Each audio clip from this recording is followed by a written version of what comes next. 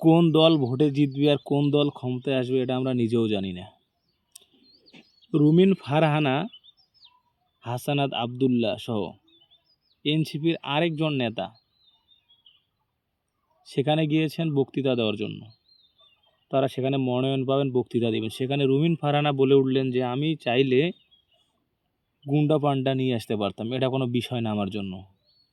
কিন্তু যেটা 15 বছরও হয় নাই সেটা আজকে আমার সঙ্গে হয়েছে। আমাকে ধাক্কা দিয়ে ফেলে দেওয়ার চেষ্টা করা হয়েছে।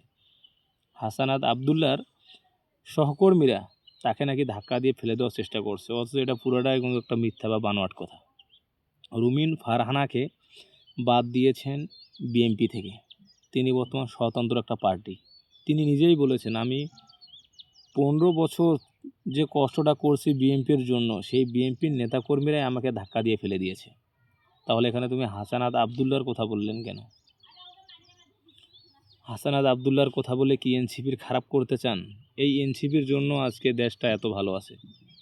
শেখ হাসিনা গেছে শুধু এনসিপি নামক এই দলটার জন্য, ছাত্রগুলোর জন্য। তুমি রুমিন ফারহানার জন্য না। রুমিন ফারহানা নিজেই পড়ে গেছেন, মহিলা মানুষ তাল সামলাতে পারেননি, পড়ে গেছেন। আর তিনি এটা স্পষ্ট ভাষায় বিএনপির কাঁধে ফেলে দিয়েছেন যে আমার নেতা কর্মীরাই আমাকে ধাক্কা দিয়ে ফেলে দিয়েছে। তাহলে হাসানাত আবদুল্লাহকে নিয়ে এখানে তো জোরাজোরির কোনো প্রশ্ন আসে না। হাসানাত আবদুল্লাহ পরে বলেছেন যে আমরা এখান থেকে বুঝে গেছি যে সামনে বিএনপি নির্বাচিত হলে তাদের আচরণ ব্যবহার কেমন হতে পারে। তিনি নিজেই বলেছেন আমি চাইলে অনেক গুন্ডা পান্ডা এখানে নিয়ে আসতে পারতাম, এটা আমার কোনো ব্যাপার না।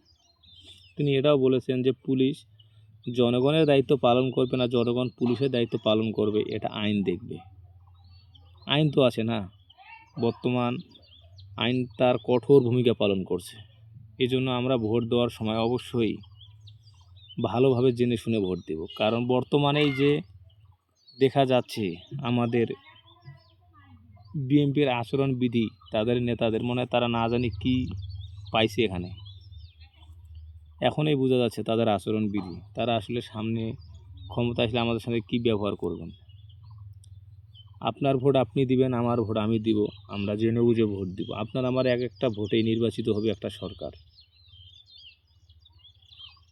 আমি স্পষ্ট ভাষায় বলতে চাই, যারা 15 বছর ক্ষমতায় ছিল, আমরা এমন দলকে নিয়ে আসবো না তারা আরও 15 বছর এভাবে দেশ শাসন না, দেশ শোষণ করুক।